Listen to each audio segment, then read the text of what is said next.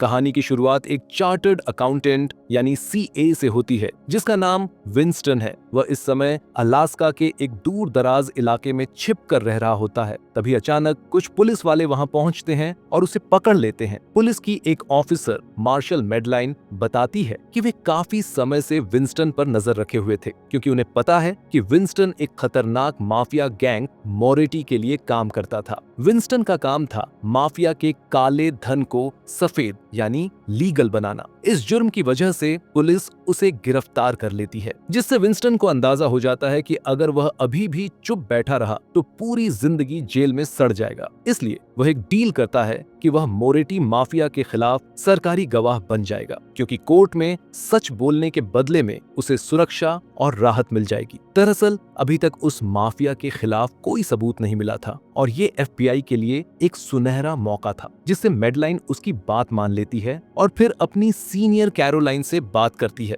इसके बाद यह जिम्मेदारी मेडलाइन को मिलती है कि वह विंस्टन को एक प्राइवेट फ्लाइट से न्यूयॉर्क ले जाए, जहां वह कोर्ट में गवाही देगा। अगले दिन विंस्टन और मेडलाइन एक प्राइवेट प्लेन में होते हैं। उड़ान भरने से पहले विंस्टन मेडलाइन को याद दिलाता है कि वह एक बहुत खतरनाक माफिया के खिलाफ गवाही देने जा रहा है, इसलिए माफिया पूरी कोशिश करेगा कि हम कोर्ट तक ना पहुंच पाए। फिर थोड़ी देर बाद प्लेन का पायलट डेरिल बूथ आता है और उड़ान शुरू हो जाती है। प्लेन अलास्का के पहाड़ी इलाकों से होकर उड़ने लगता है। उड़ान के दौरान मेडलाइन को डेरिल के कान के पीछे एक चोट नजर आती है। पूछने पर डेरिल बताता है कि ये चोट उसे आज सुबह प्लेन की मरम्मत करते वक्त लग गई थी। इसके बाद वह मेडलाइन से बातचीत करना शुरू कर देता है और विंस्टन को देखकर थोड़ा घबरा भी जाता है। मेडलाइन उसे समझाती है कि विंस्टन कोई आम क्रिमिनल नहीं बल्कि एक खास गवाह है जिसकी सुरक्षा करना जरूरी है। लेकिन तभी कुछ अजीब होने लगता है और मेडलाइन को पता चलता है कि इस प्लेन में जीपीएस नहीं है। फिर अचानक एक पक्षी आकर प्लेन के शीशे से टकरा जाता है। डेरिल कहता है कि वह प्लेन को नीचे उड़ाकर जल्दी पहुंचने की कोशिश कर रहा है। पीछे बैठा विंस्टन ये सारी बातें सुन रहा होता है। तभी अचानक एक झटका लगता है और पायलट के कुछ कागज उसकी सीट से नीचे गिर जाते हैं। जब विंस्टन उन्हें उठाकर देखता है तो हैरान रह जाता है, क्योंकि कागजों में डेरिल बूथ नाम के असली पायलट की फोटो किसी और की होती है। यानी यह आदमी असली पायलट नहीं बल्कि एक हिटमैन यानी कातिल है जो उसे मारने आया है। अब विंस्टन घबरा जाता है, लेकिन वह जानता है कि अगर सीधे कुछ बोलेगा तो हिटमैन उस पर हमला कर देगा। इसलिए वह इशारों में मेडलाइन को सतर्क करने की कोशिश करता है। वह बहाना बनाता है कि उसे उल्टी हो रही है और मेडलाइन से कहता है कि वह पीछे आकर उसके पैर दबा दे। मेडलाइन पहले तो ज्यादा ध्यान नहीं देती, लेकिन तभी वह देखती है कि पायलट के हाथ पर खून के निशान हैं। फिर उसे पिछली कुछ घटनाओं की भी याद आती है, जैसे पायलट प्लेन को ठीक से नहीं उड़ा पा रहा था और वह अजीब बातें कर रहा था। अब मेडलाइन का शक यकीन में बदल जाता है। उधर हिटमैन भी समझ जाता है कि मेडलाइन को सब पता चल गया है और फिर दोनों के बीच खतरनाक मुकाबला शुरू हो जाता है। आसमान के बीच में जानलेवा लड़ाई होने लगती है। प्लेन के अंदर हाथापाई के दौरान मेडलाइन की सर्विस गन यानी सरकारी बंदूक नीचे गिर जाती है। इसका फायदा उठाकर वह नकली पायलट, जो असल में एक हिटमैन यानी कातिल है, मेडलाइन को बेहोश कर देता है और उसे प्लेन में ही कसकर बांध देता है। अब विंस्टन पूरी तरह से डर चुका होता है। तभी हिटमैन अपनी असली पहचान उजागर करता है। वह कहता है कि उसे मोरेटी माफिया गैंग ने बहुत बड़ी रकम देकर भेजा है ताकि वह विंस्टन को गवाही देने से पहले ही मार दे। उसका प्लान यह है कि वह प्लेन को किसी जंगल में उतारेगा और वहां आराम से विंस्टन को खत्म कर देगा। दरअसल उसे आसान शिकार करना पसंद नहीं, इसलिए वो सब कुछ सोच समझकर करना चाहता है। तभी विंस्टन जान बचाने की कोशिश करता है। वह हिटमैन से कहता है कि जितने पैसे माफिया देगा उतने ही पैसे वह खुद दे देगा। बदले में हिटमैन उसे छोड़ दे और माफिया से झूठ कह दे कि उसने उसे मार दिया है। विंस्टन वादा करता है कि वो हमेशा के लिए छिपकर रहेगा, जिससे हिटमैन माफिया और विंस्टन दोनों से पैसे कमा सकता है। लेकिन हिटमैन को उसकी इस बात पर भरोसा नहीं होता। वह समझ जाता है कि विंस्टन सिर्फ जान बचाने की कोशिश कर रहा है। ऊपर से मेडलाइन को सब पता है और उसे जिंदा छोड़ देना हिटमैन के लिए खतरे की बात है। वैसे भी हिटमैन सिर्फ पैसों के लिए अपना काम अधूरा नहीं छोड़ता। इसी बीच हिटमैन को ध्यान नहीं रहता कि मैडलाइन को होश आ चुका है। अब मैडलाइन धीरे से अपनी बेल्ट से टेजर यानी करंट देने वाली डिवाइस निकालती है और हिटमैन को जोरदार झटका देती है। विंस्टन पीछे बैठकर ये सब घबरा कर देख रहा होता है। मैडलाइन कोशिश करती है कि हिटमैन को प्लेन से दूर करे और सब कुछ कंट्रोल में ले आए, लेकिन हिटमैन फिर से उस पर हमला कर देता है और इस बार उसकी वजह से मैडलाइन सीधे प्लेन के कंट्रोल पैनल पर गिर जाती है। अब प्लेन तेजी से नीचे गिरने लगता है। मैडलाइन जैसे तैसे उसे एक और झटका देती है और हिटमैन को दूर फेंक देती है। बिल्कुल आखिरी वक्त पर विंस्टन उसे बताता है कि कैसे प्लेन को ऊपर लाया जा सकता है। मैडलाइन तुरंत स्टीयरिंग संभालती है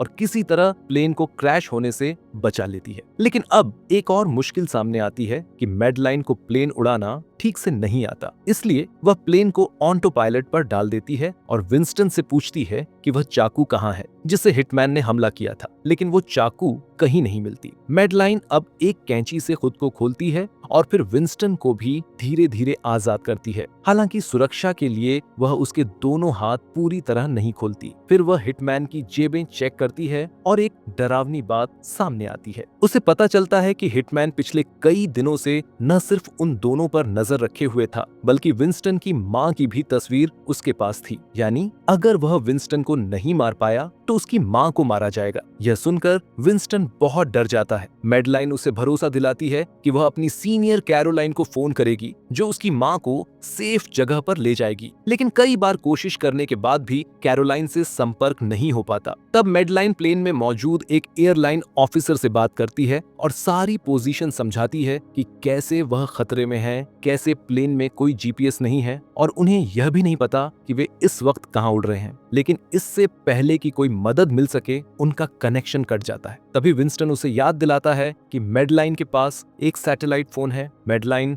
फौरन उसे निकालती है और कैरोलाइन को कॉल करती है। वह उसे पूरी घटना को बताती है। कैरोलाइन अब एक ट्रेंड पायलट से मैडलाइन को जोड़ती है, जो उसका खास दोस्त होता है। वह मैडलाइन को समझाने लगता है कि कैसे प्लेन को कंट्रोल करना है और पास के किसी एयरपोर्ट पर सुरक्षित लैंडिंग करनी है। साथ ही कैरोलाइन भरोसा देती है कि वह अपनी पूरी टीम के साथ उस एयरपोर्ट पर मौजूद रहेगी। अब जब प्लेन थोड़ा कंट्रोल में आ जाता है तो मैडलाइन कैरोलाइन से कहती है कि वह फौरन विंस्टन की मां को सुरक्षित जगह पहुंचा दे। इसी बीच हिटमैन को होश आ जाता है। मैडलाइन उससे पूछती है कि उसे कैसे पता चला कि वे इसी प्लेन से जाएंगे, जबकि इस मिशन की जानकारी सिर्फ कुछ भरोसेमंद लोगों को ही थी। हिटमैन हंसता है और कहता है कि लगता है मैडलाइन को किसी अपने पर भरोसा करना भारी पड़ गया, क्योंकि उनके ही डिपार्टमेंट में कोई माफिया से मिला हुआ है। वह मैडलाइन का मजाक उड़ाता है और कहता है कि वह उसे खोल दे वरना प्लेन क्रैश हो जाएगा। लेकिन मैडलाइन अब भी शांत रहती है। वह उसी ट्रेंड पायलट से बात करती है जो उसे बताता है कि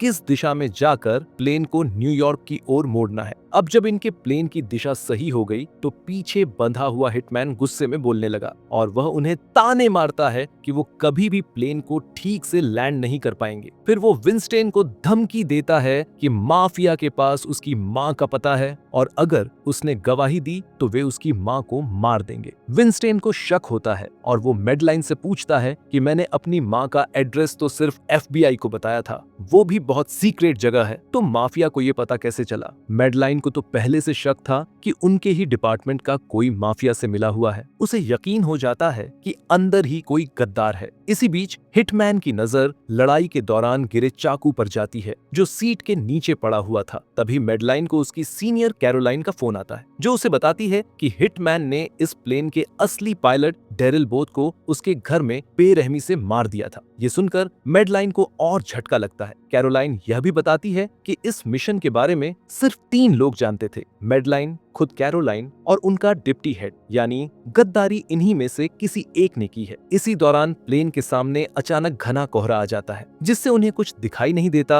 और प्लेन एक पहाड़ी के पास पहुंच जाता है। मैडलाइन जल्दी से ऑटो पायलट बंद करके प्लेन को ऊपर उठाने की कोशिश करती है। बर्फ से टकराने के बावजूद भी वह किसी तरह प्लेन को फिर से ऊपर ले जाती है, लेकिन इस झटके में सीट के नीचे पड़ा चाकू सीधा हिटमैन की तरफ लुढ़क जाता है। अब हिटमैन चालाकी से खुद को आजाद करने की कोशिश करता है और मैडलाइन का ध्यान भटकाने के लिए उसे चिढ़ाने लगता है।